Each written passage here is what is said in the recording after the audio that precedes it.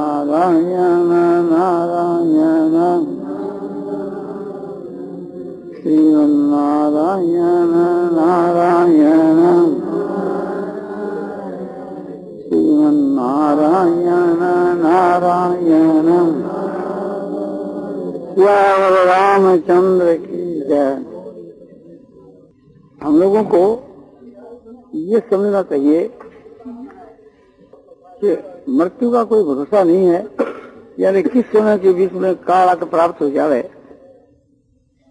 तो हमारा जो वर्तमान के बीच के में जितना साधन बाकी है वो बाकी ही रह जाएगा यदि हम सावधान नहीं हुए।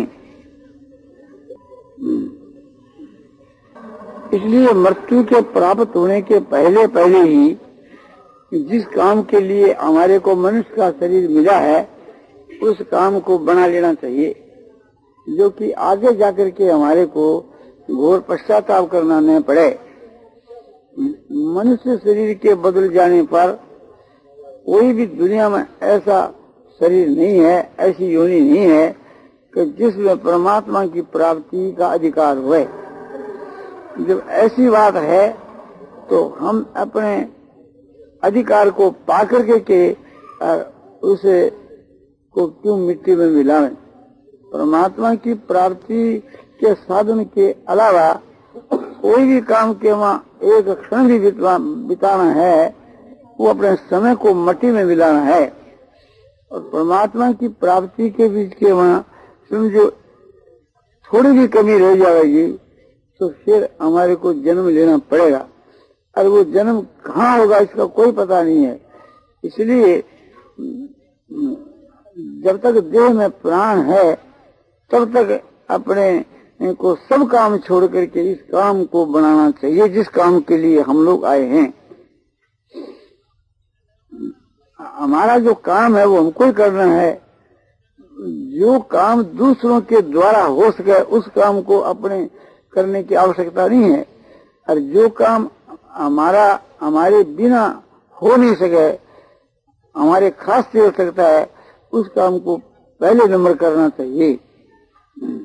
जो काम एक प्रकार से हमारे उत्तराधिकारियों के द्वारा हो सके उस काम को करने की हमको कोई आवश्यकता नहीं है। हमको तो वही काम करना है कि जो हमारे को ही करना है। तो हमारे को वही काम करना है कि जिस काम के लिए हम आए हैं, और हम आए हैं कुछ परमात्मा की प्राप्ति के लिए। तो परमात्मा की प्राप्ति के वहाँ जो बाधा पड़े तो एक प्रकार से उसको बर्दाश्त नहीं करना चाहिए।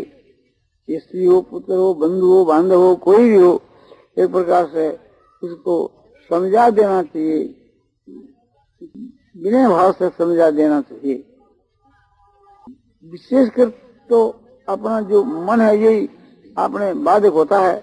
अपने मन को समझाने की विशेष आवश्यकता है। इस विषय के वहाँ कहीं कहीं हमारी बुद्धि जो है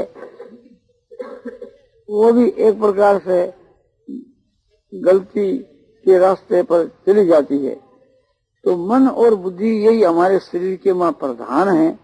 इन दोनों को हम समझाकर अपने कब्जे में कर ले तो फिर दुनिया में ऐसा कोई कार्य नहीं है कि जिसको हम नहीं कर सकते हैं।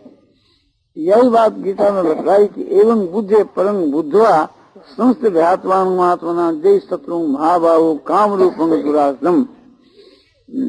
आत्मा जो है सो बुद्धि से भी बलवान है, श्रेष्ठ है और सूक्ष्म है और पर है। ऐसा समझ करके और बुद्धि के द्वारा मन को अपने बस में करके और इसे काम को मार डालना चाहिए। काम माने एक प्रकार से समझो कि विषयों में आसक्ति से उत्पन्न होना, संगासंग जाते काम है। आसक्ति से जिसकी उत्पत्ति हुई है, जो रजोगुण का ही स्वरूप है, ऐसा जो ये काम है यही सब अनर्थों का मूल है। इसी से भी समझो कि क्रोध, लोभ इत्यादि के मोह ये सब उत्पन्न होते हैं। ये बात समझ करके और एकदम निष्काम हो जाना चाहिए। हमारे द्वारा होने वाली सारी चेष्टा यानी उत्तम चेष्टा, यज्ञदान तप आदि की चेष्टा, अर्थात ईश्वर की भक्ति, ये सभी एक प्रकार से थी हमारी क्रिया निष्काम होनी चाहिए। भगवत अर्थ या भगवत अर्पण जो क्रिया है वो तो निष्काम है ही, उसके अलावा भी हमारी कोई क्रिया जो है समझो कोई स्वार्थ को लेकर के, कामना को लेकर के नहीं होनी चाहिए।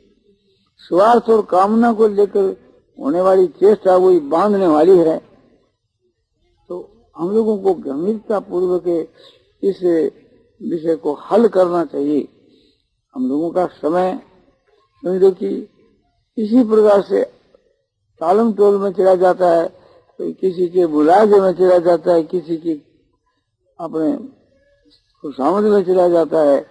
तो हमको ये विचार करना चाहिए कि हमको क्या जरूरत है। हमको तो प्रथम वही काम बनाना है कि जिसके लिए हम आए हैं, और एक परमात्मा को छोड़ करके दुनिया में कोई भी हमारा नहीं है। यह बात हृदय के मार रख करके ऊपर से सबसे सभ्यता को व्यवहार रखें, और भीतर के बीच के वहाँ परमात्मा कि हमारे परम प्रेमी, परम सुहृद और हमारे परम हितैषी हैं, ऐसा समझ करके के भगवान की शरण होकर के अपने को अपना कर्तव्य कार्य आरंभ कर देना चाहिए। भगवान को आश्रय पर रहकर, भगवान पर निर्भर होकर के काम करने से काम की सिद्धि हो जाती है, काम की सफलता शीघ्र हो जाती है। संसार में ऐसी कोई बात नहीं है कि जिसको मनुष्य नहीं कर सके, और फिर भगवान का आसरा लिया जाए तब तो फिर बात ही क्या है। भगवान यदि शरण मांगने पर शरण नहीं देते तो कठिनाई थी। उनके तो ये कानून है कि कोई भी उसकी शरण जाता है वहाँ ना नहीं है। वचन मात्र से भी कह देता है कि मैं आपका हूँ या मैं आपकी शरण हूँ, तो भगवान आदर से उसको लेते हैं, ना नहीं करते, चाहे वो कैसा ही पापी क्यों नहीं हो। इस बात को ख्याल में रख करके हम लोगों को चित्त में बड़ा उत्साह होना चाहिए, और कभी अपने निराश तो होना ही नहीं चाहिए। क्योंकि जब भगवान की इस माँ की कानून बनी हुई है तो हम क्यों ऐसे निराश हुए। हमारे को करना ही क्या है।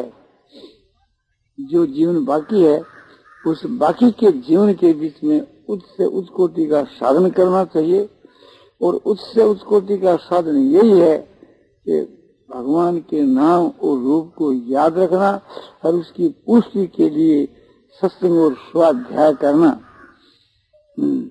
इसके सिवा और हमको करना ही क्या है। शरीर से जो कुछ कार्य हुए वो भगवान की सेवा के रूप में होना चाहिए, और भगवान सबके मां व्यापक है, इसलिए किसी की भी सेवा है तो भगवान की सेवा है।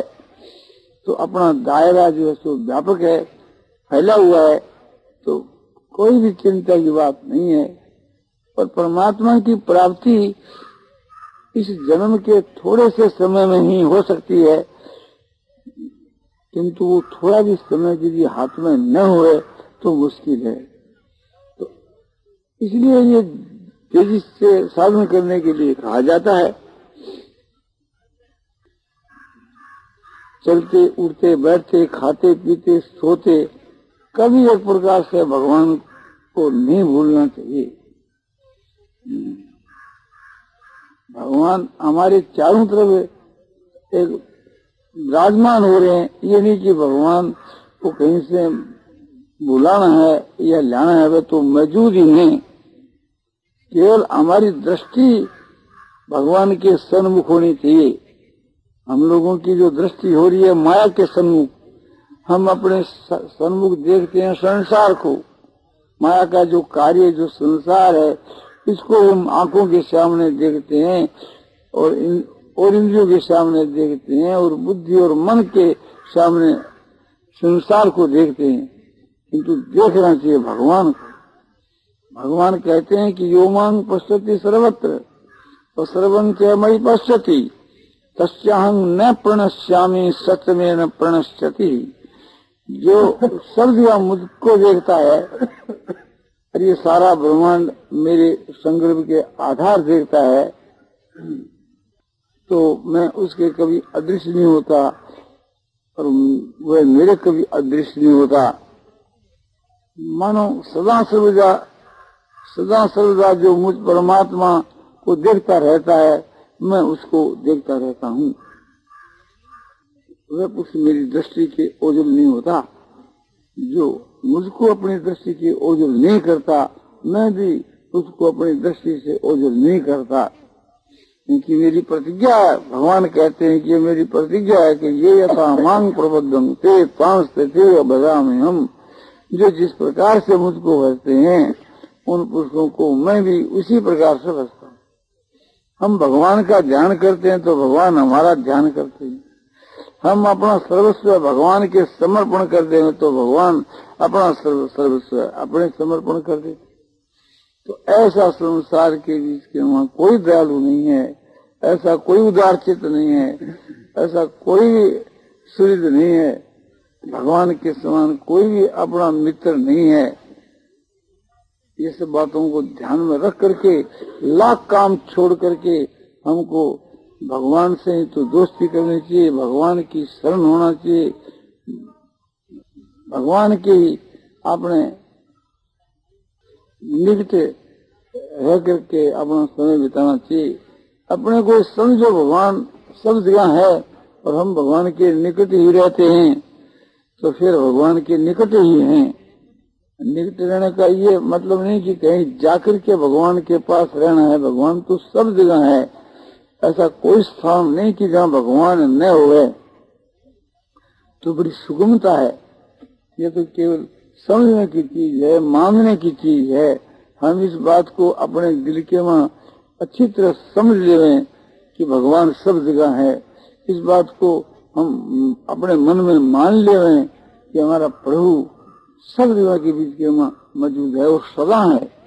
ये नहीं कि सब जगह तो है किंतु कभी छोड़ के खिला भी जाता है, वो तो सदा ही है। तो सब देश में है, सब काल में है, सबके वहाँ व्यापक होकर के स्थित है। इसलिए एक प्रकार से उसे का नित्य संयोग है। हम नहीं माने वो हमारी गलती है। न मानने का ये नतीजा है कि जो हम 84 लाख योनियों में भटकते फिरते हैं। ये न मानने की जो ऐंठ है, यही एक प्रकार से हमारे अदल पतन में हेतु है। इसलिए एक प्रकार से इसके मान लेने के बीच के में हमारा सब प्रकार से कल्याण है, मानने में हमारा गौरव है, और न मानने के बीच के में स्वमूर्खता को कुछ नहीं है। नारायण नारायण नारायण नारायण नारायण श्यावर रामचंद्र की मोर मुक्त वंशी वाले। एक एक जो क्षण है उसका मूल्य भगवान की प्राप्ति है। एक क्षण का मूल्य भगवान की प्राप्ति। कैसे कि जब भगवान मिलेंगे तो अंतिम तो वो एक ही क्षण होगी। तो जिस क्षण में भगवान मिलते हैं उसी प्रकार की पूर्व की जितनी क्षण बीतती है वो उसी प्रकार के मूल्यवान, माने उसी प्रकार के मूल्य की है। कोई भी ऐसी क्षण नहीं है कि जिसमें ये प्रतिबंध हो कि अमुक क्षण में हम नहीं मिलेंगे या अमुक दिन में नहीं मिलेंगे, अमुक तिथि में नहीं मिलेंगे, अमुक बार में नहीं मिलेंगे। ऐसी कोई शर्त नहीं है। भगवान सब दिन मिल सकते हैं, सब समय के वहां मिल सकते हैं। इसलिए हमारी एक एक क्षण का मूल्य समझो कि भगवान की प्राप्ति के बराबर है। ऐसा समझ करके अपने समय की एक क्षण भी ऐसो फालतू बितानी है, वो मूर्खता की बात है। और भगवान के मिलने के लिए ऐसी बात भी नहीं है कि भगवान अमुक स्थान में नहीं मिलेंगे, अमुक स्थान में नहीं मिलेंगे। सभी जगह भगवान मिल सकते हैं। जब सभी जगह मिल सकते हैं तो ये हमारे लिए बहुत ही सुगमता है, बहुत ही सुगमता है। रुपया तो कोई चीज नहीं है। लाख रुपया खर्च करने पर भी जब हमारे को समय नहीं मिल सकता, मूल्य चुकाने पर समय नहीं मिल सकता, तो समय का कोई दाम नहीं, इसलिए समय को अमूल्य कहा गया है। रुपये तो समय के वहां मिल सकते हैं, किंतु समय रुपयों से नहीं मिल सकता। जो जितने संसार के पदार्थ हैं ये समय पर सभी मिल सकते हैं, किंतु किसी भी पदार्थ के खर्च करने के ऊपर उनको समय सो नहीं मिल सकता। और जो समय हमारा बीत गया वो लौटकर वापिस नहीं आ सकता। तो इसलिए अब जो बाकी जो समय है वो तो सोच समझ करके बिताना चाहिए।